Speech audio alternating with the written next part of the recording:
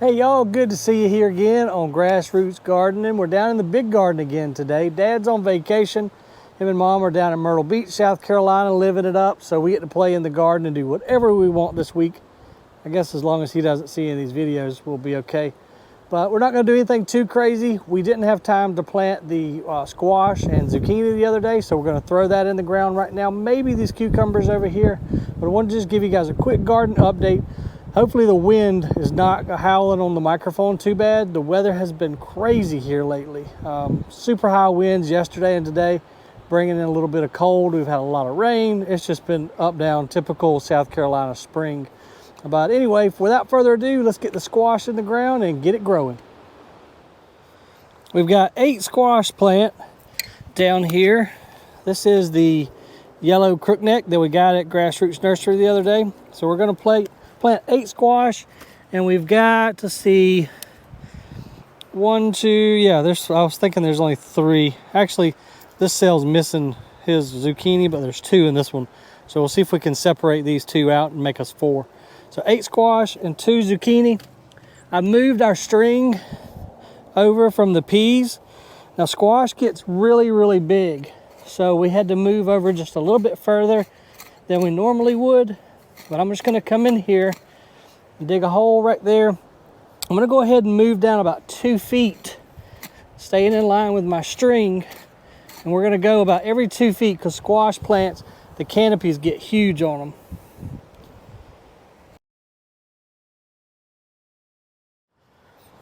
All right, we've got our dozen holes dug. I think we stayed on the string pretty good, but that daggone wind, I'm telling y'all, if you can see there's trees over yonder, but it is some kind of blowing today. I know we've had to have some 40-mile-an-hour gusts today at minimum. We've got a big bag of biotone starter, as we're going to do with everything that we start, everything we plant down here. We're going to start with biotone. This is our beneficial bacteria and our organic fertilizer. I sure hope y'all can hear me with this wind, but what we're going to do, as always, like I said, just take a little bit of biotone. We're going to go ahead and take our tag and put it right here at the beginning of this row. We're just going to take these 4-packs, kind of squish them a little bit to loosen them up. We've got nice, healthy roots on these little starters. And this one actually has 2 plants. We're going to let both of them grow because the whole pack is full, so we've got plenty. If you wanted to, you could take this smaller one and go ahead and pinch and sacrifice him, but I think we're just going to let both of them grow and have that much more squash.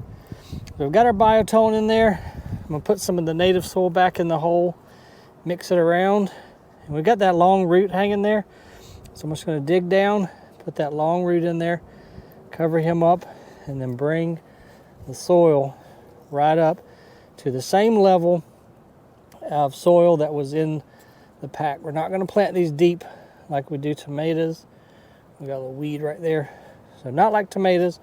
Bring it right up to the same level as wherever the soil is in the pack. And even as young as these plants are, look at all the blooms right there, y'all. So it won't be long at all after we get these in the ground. They're gonna start making fruit for us, and I love to eat squash.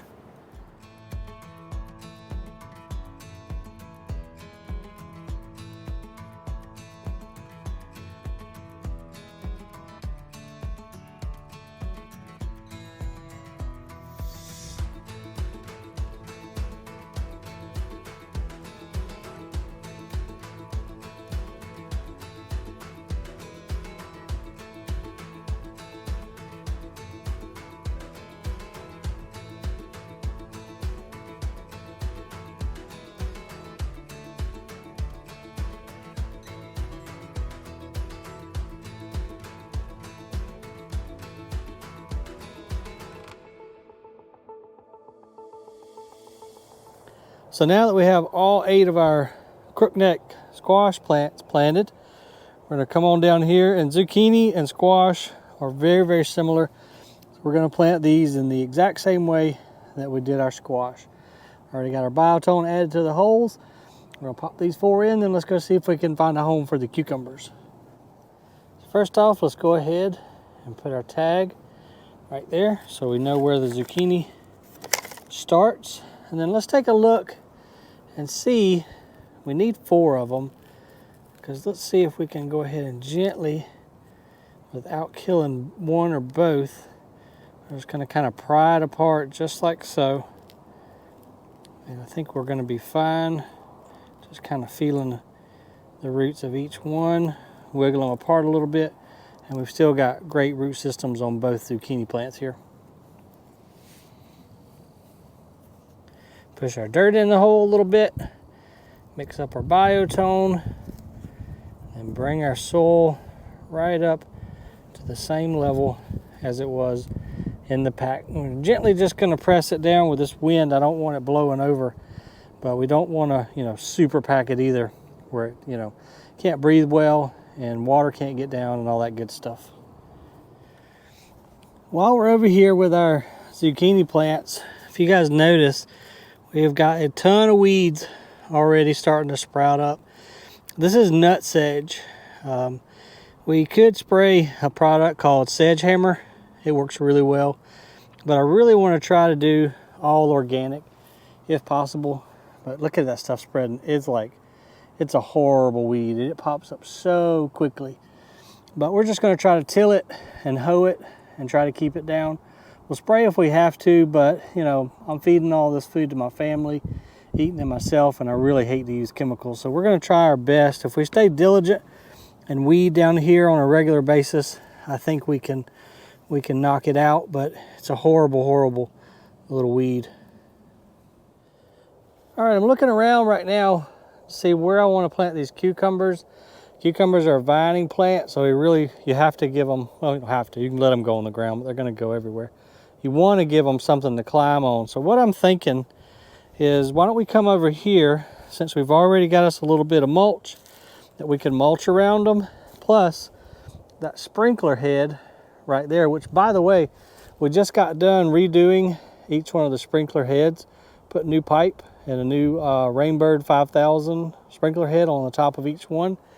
And we did something else with the solenoids, but I'll show you guys that in just a minute.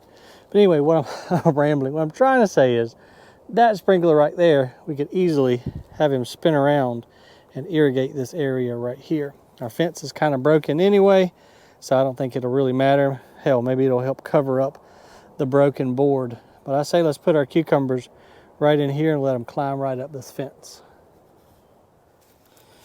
Let's do one right there, and then we'll come in here and put another one. We're only about a foot off of the fence. In fact, I'll go just a little bit closer with my hole right there, and then she should climb right on up it. We're going to add about a cup of biotone to our hole. And now we add our cucumber. This is a Burpless Supreme. Makes a big cucumber. Great for salads, and just, we actually put a lot of them just in vinegar. Cut them up and put them in vinegar. They are delicious. Looks like there's 2 per pack on most of these. Actually, every one of them.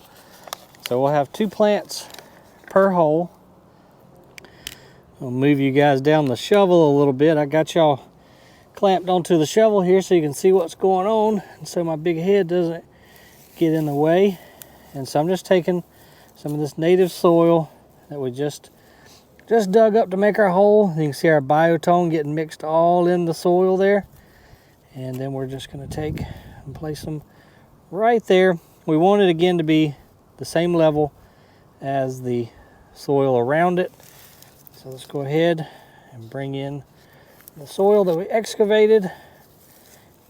And these little weeds, this is just dead stuff that I weed-eated the other day.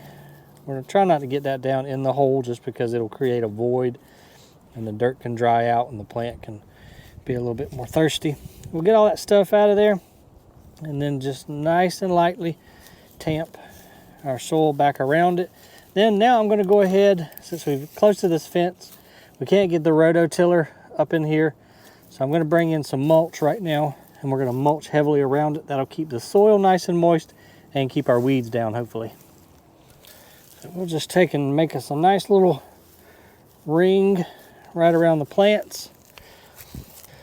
And two, if anybody comes down here with the weed eater, hopefully they will see this nice ring of mulch around this plant and she won't get weed eated. And then we'll put our tag right there to even further prevent that from happening. And she should do good, and we'll kind of have to help it a little bit, but it'll send out some runners. We'll just help it a little bit. But once it finds this fence right here, it's going to take off. I can't remember if I showed you guys where we decided to plant this Southern Home muscadine, but I put it in this corner right over here. That way we can kind of let it go up, and we'll take the cordons. If you remember that video from the muscadine pruning, take the cordons and go that direction and go this direction. Get plenty of sun down here, and the sprinklers can get it. So it should do fantastic right here in this little corner. I'm very excited about this plant. It's a really cool cross. Kind of a complex hybrid, but I love the leaves on it. Look how they look like an actual wine grape leaf. Such a neat plant. As we're walking over to the new solenoid, I want to show you guys. I came in, we put some new gate valves and put some new 3/4 inch galvanized risers up to those rainbirds. Should do us a whole lot better than the little 1/2 inch pipes we had down here. Get us some more volume and help this garden grow. So traditionally, sometimes, I'm not going to blame it on my dad nor me, but sometimes we'll get down here, work in the garden, turn the sprinklers on, and we might drink a few beers, and then we say, all right, well, I'll just come back in an hour and turn the sprinklers off. Sometimes we forget, you know, stuff happens, and then we flood the garden because we see it the very next morning because we forgot. So what I've done here, we've dug up our irrigation lines, and I've put in an automatic solenoid down there. So that's a 2-inch automatic solenoid, and we've got a really neat timer that I don't have in front of me right now. But I found this old shed here locally, went ahead and got it, bought it, brought it down here. It's nothing special, but we can put a little timer in there that runs off of battery, like a 9-volt battery, sends a signal to the solenoid, and we can put it on a timer so that we can water the garden, hopefully without flooding it this time. So lots of stuff happening down here in the garden. Real quick before I let you guys go, look at our corn popping up in rows. The stuff we did a couple weeks earlier, it's got nice and tall, and then the stuff we planted right after it has popped up and is doing fantastic. So lots of stuff happening down here. Appreciate you guys watching. Hit that like and subscribe down there for us. Drop me a comment. I love to get y'all's comments, as you know. And always remember, the more you know, the more you grow. We'll see you on the next video, y'all.